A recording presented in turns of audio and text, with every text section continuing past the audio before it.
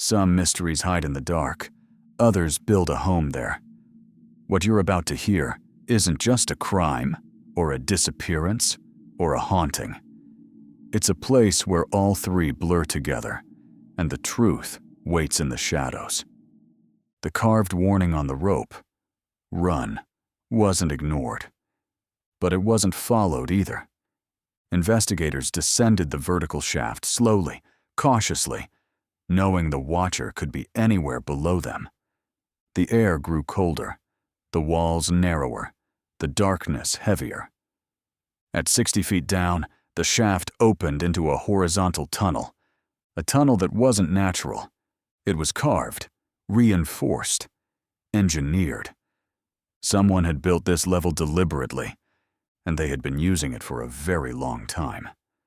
The tunnel stretched forward for nearly 200 feet. Along the walls were dozens of small holes, ventilation shafts, carved by hand. But the most disturbing detail was the floor. It was smooth, worn down, as if someone had walked this path thousands of times.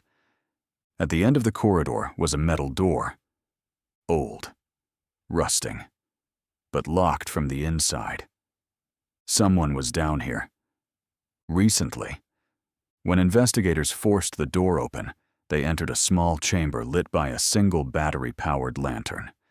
Inside were a cot, a metal desk, a stack of notebooks, a crate of canned food, and a wall covered in maps. But these weren't the same maps found in the ranger station. These were surveillance maps, each one marked with dates, times, footprints, search team routes, and the locations of every sighting of Maya.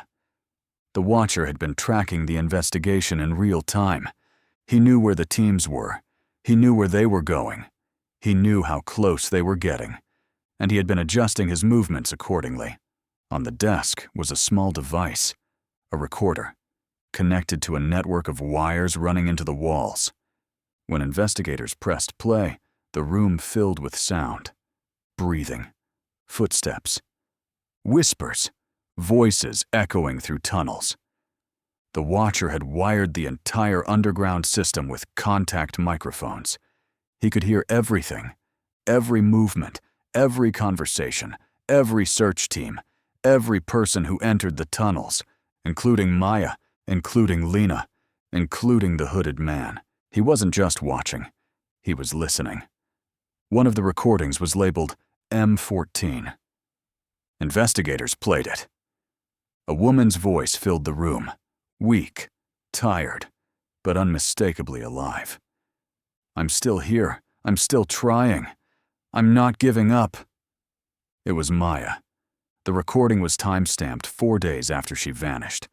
This was the first definitive proof she survived far longer than anyone believed. But the recording didn't end there. A second voice whispered, "Quiet." A man's voice. Calm, controlled, close. The Watcher. Behind the cot, investigators found a narrow opening in the wall, a hidden passage, barely wide enough for a person to squeeze through. Inside, the walls were covered in charcoal markings, symbols, arrows, numbers, dates, and messages. Some written by Lena, some written by Maya, some written by someone else entirely. One message stood out. "He doesn't know about this path. Use it. L." Lena had created a secret route through the tunnels, a route the Watcher didn't know about, a route she used to survive, a route she hoped Maya would find. The hidden passage led to a vertical drop. At the bottom was a massive chamber, the largest underground space investigators had seen so far. This was the Watcher's true domain. Inside were lanterns, tools, rope, clothing, food supplies, and a wall covered in photographs. Photos of Maya, Lena, the hooded man, search teams, Daniel Reeves's house, the gas station, the overlook, the sinkhole. The Watcher had been documenting everything. For years, maybe decades. But one photo was different. It was taken only days earlier. It showed Maya, alive, sitting on the floor of a tunnel, looking directly at the camera. Her expression wasn't fear. It was defiance. At the far end of the chamber was a narrow tunnel. A faint sound echoed from within. Breathing. Not the Watcher's, not the hooded man's. A woman's. Slow. Weak. But alive. Investigators followed the sound. The tunnel curved sharply, then opened into a small alcove. And there, on the ground, was a piece of fabric. A torn sleeve. Gray. With a name written inside. Maya D. Fresh. Not weathered. Not old. Dropped recently. Within hours. As investigators documented the alcove, the breathing stopped. The tunnel went silent.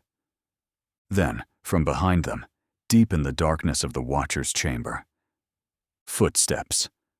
Slow, deliberate, approaching, not running, not hiding, walking. The same measured pace heard on the recordings, the same rhythm captured by the microphones. The Watcher was coming, and he wasn't alone. A second set of footsteps echoed behind his, smaller, lighter. A woman's. If this story unsettled you, subscribe and stay close. What comes next goes deeper.